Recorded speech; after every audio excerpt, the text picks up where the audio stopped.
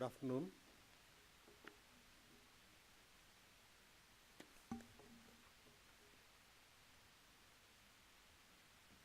Srimati Sangeeta Godbole, DG Services Exports Promotion Council, Government of India, and all the participants.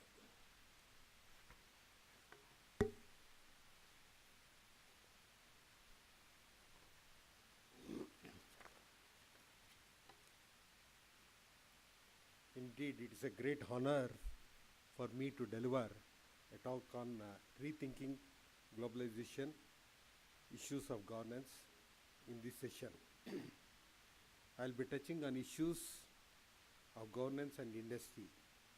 On behalf of FKCCI, I thank the organizers, that is Awareness in Action, for having given this opportunity to address on issues of governance and industry. You are all well aware, Federation of Karnataka Chamber of Commerce and Industry was established in the year 1916, 102 years earlier, by none other than Sir M. Visvesvaraya. We are having 3,500 direct members and nearly 6 lakhs small-scale industries and large-scale industries as our members. Apart from this, we have got 12 lakhs traders are also our members. We are almost touching towards 20 lakhs people in our organization.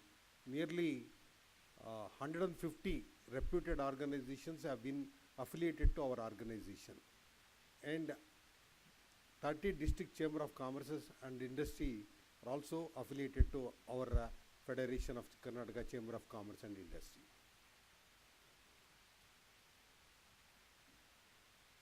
I would like to touch upon historical perspective, political and economic. The end of the 19th century gave way to industrial revolution, about which you are all aware. The beginning of 20th century paved the way for 3 political ideologies: capitalism, communalism, and fascism, each giving its own theory of economic progress. The industrial policies thus evolved more or less on these lines. The end of the Second World War and the beginning of Cold War by the 1950s predominantly polarized the world in 2 economic ideologies. That is, one is capitalism and the other is communism, or called socialism. India, after independence, followed mixed economy ideology, both communism as well as capitalism. The rapid progress of the capitalistic countries with open market ideology was not matched by the countries which followed communism or socialistic principles. The collapse of the United Soviet Republic and Eastern Europe bloc in 1980s paved the way for liberalization and globalization. The formation of WTO in the early 1990s changed the scenario.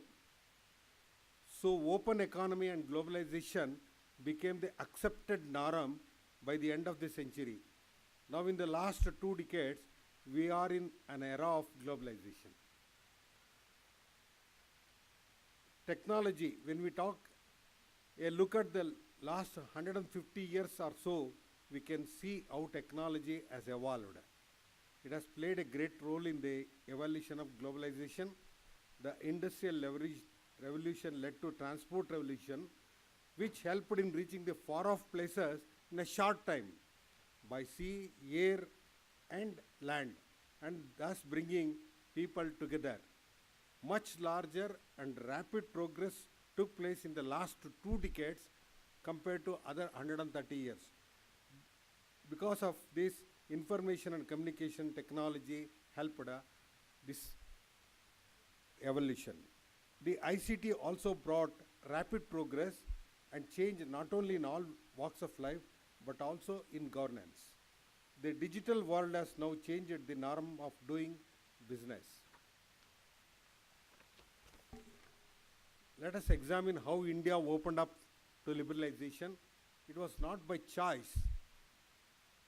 It was forced compulsion to avoid the debt trap and avoid being a defaulter through the budget of 1993 presented by Dr. Manmohan Singh, the then Finance Minister of India, when we entered the phase of liberalization, privatization, and globalization. India being a very vast democratic and federal country, the transformatory phase has not been easy. If we see in the last 2 decades, the globalization has percolated into a Indian governance, polity, economy and industry sometimes rapidly and at other times at snail's pace. Both fast as well as at snail pace, our reformation has taken place. We also see the people participation in the democratic governance and economic areas has increased. People have become more aware and thus more participative. Current scenario I would like to explain. The rethink of globalization.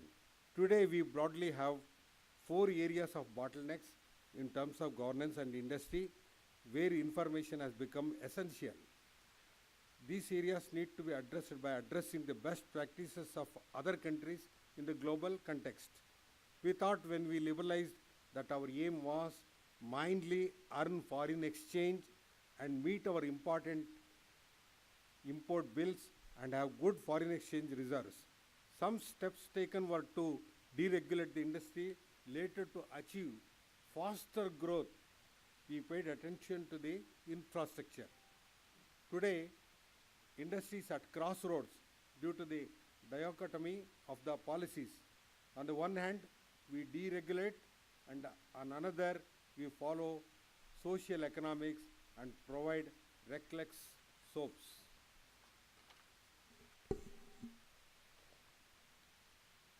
We talk for ease of doing business, but many a times a genuine enterpriser does not get an industrial shed at an affordable cost. Thus the present scenario I'm explaining you. Much worse, an industrialist who started an industry few years back by paying the prevailing price then, now he is issued notices with penalty to pay the revised prices from retrospective date. Much worse is the industrial estates developed by the government authorities do not bother about maintaining the industrial estates. You just go through any of the industrial estates in the whole of Karnataka or any part of the India, the industries are in a very shabby condition. To add to the woes, the local governing bodies like Panchayat, municipalities send notices for property tax. There are dual control is there. One is Karnataka Industrial Areas Development Board, like other states in other industrial areas development board, they also demand property tax, and as well as the Gram Panchayat will also demand property tax. On one property, 2 government agencies will demand property tax. To add to the woes of local governing bodies, still worse is when there is an economic slowdown and unemployment government issues notifications to implement minimum wages at a revised irrational increased wages by almost 70%. The minimum wages compared to the neighboring states, it is really Karnataka is higher. And one skilled worker, we have to pay about 13,000 rupees. And unskilled worker, 12,500 rupees. It can't be uniform in the rural areas. When Koppal or Haveri or in Bidar, we cannot pay the same salary what we are paying in Bangalore. This aspect is not considered by the Labour Commissioner. The last nail is then hit by the banker by not lending particularly to MSMEs for the folio of NPS of big industrialists. No credit is given to the industrialists has not been able to pay due to cash crunch faced due to the non-payment of the purchaser. Many a times, it is government itself which does not pay the supplier in time. Delay Payment Act has been introduced, in spite of which we are not getting payments to the industries within the time. All these woes may not be just due to globalization, but due to the wrong or no policy framework to address issues in the globalization context. Today, we need all youngsters, you are all must be aware all these things, good and sound policies in the following areas to overcome the challenges of the governance and industry. These are, one is finance and banking, second is law and judiciary, third is legislative and electoral. Strict laws of values ethics to eliminate corruption, economic embezzlement, and implement intellectual property rights. Finance and banking. Today we see the NPAs have become threatening factor. Why? In my opinion, it is because while the people and the industry changed their perspective in context of globalization, our bankers did not change their perspective. They are still in license permit Raj. Though there are plethora of schemes announced by the government, number of schemes are announced by the government. For industries, little goes to the beneficiaries for the simple reason our banker is not industry savvy. His attitude is still of a money lender of the past, all due to policies which have not changed. Here again we can see the ambiguity by the same bank, while a poor farmer or a small scale industry is harassed for having not been able to pay bank loan a few lakh of rupees which he invested in the activity to make a living. The same bank is unable to take action or recover crores from big industrialists. You are also aware of the procedure they are adopting for the large scale recoveries from big industrialists. Law and judiciary. If I am right, there are nearly 64 lakh cases are still pending in High Court. We have the laws, but it never gets implemented. Our judiciary has still not kept with the time in using the ICT technology for speedier justice. We speak on digital world, but our law system is not adopted that till date. Here again we have the ambiguity of policy. On one hand we have unemployed lawyers, and on the other hand we have lakhs of cases still pending in the courts across the country, because there are not enough judges and pleaders to take up these cases. Even today is the lower courts, the judge sits from 11 a.m. to 1:30 p.m. just to call out the plaintiffs of the case. Why are we not bringing in policies meeting the requirement of globalization to have speedier justice? A delay in justice is a denial of justice. Legislative and electoral. Most of our democratic process has now boiled down to getting elected. Most of the elected are not focused on being the true representative of the people. Many legislations are not passed in the parliament or legislative assemblies or state. As such, business is not transacted. Instead, the time is wasted on frugal issues. Nevertheless, of late, some improvement have taken place. India being the largest democracy in the world should bring about revolutionary changes in legislature accountability and performance, thereby being a model to entire world. Strict laws of values, ethics to eliminate corruption, economic embezzlement, and implement intellectual property rights. We are innovating. Someone will take patent without even our knowledge. Most of the patents have gone in favor of US. I am sure this is an issue which all of you are aware. This malady can go only by determined effort by the citizens, government, and law implementing agencies. Reverse globalization or anti-globalization. This is the latest tendency. As pointed out by the economic survey in recent years, anti-globalization tendencies have surfaced with the recent development in the US during and after the Brexit referendum, with people viewing trade, immigration, and multilateral engagements with some amount of skepticism and becoming wary of the benefits of globalization.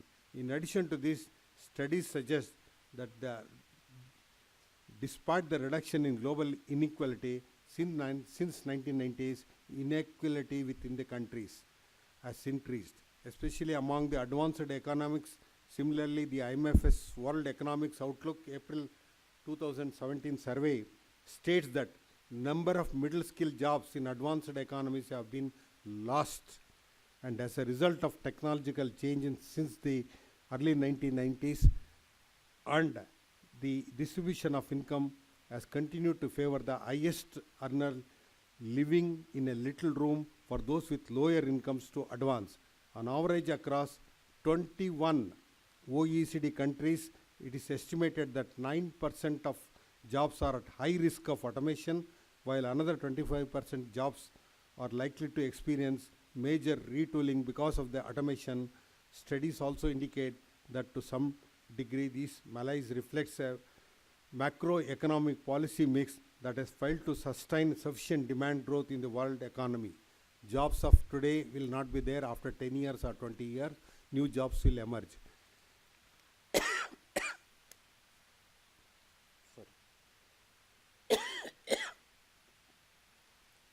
Rising trade restrictive measure. There is also a rapid rise in recent years of many trade restrictive measures, including several types of non-traffic barriers, new restrictions on visas, and the risk of backlash against the movements of persons add to a situation that is of growing concern. Differing views of countries. Not all countries have the same view of globalization. It differs from country to country or group of countries as indicated by a PUW Research Center survey. Chinese and Indians are upbeat about globalization, with 60% of those surveyed in China stating that globalization is a good thing. In the Indian case, it was only 52%. In Europe, the views are divided, with majority in Netherlands, Sweden, Germany, UK, Hungary and Spain supporting it, while majority in Greece, Italy, Poland opposing it, and France being on the borderline. Some of the countries are globalization welcoming and some of the countries are opposing, and only France is on the borderline. America's views on trade are counter-initiative, partition and changing. Trade has never been a priority for most Americans, although they are slightly more concerned in 2017. American public support for NAFTA has grown in recent years, though government support for NAFTA has declined. How to tackle these new tendencies is another major policy issue for the government, and how to face this is a new challenge for trade and industry. Some countries have started with the import barriers, which is also leading to a situation like trade wars.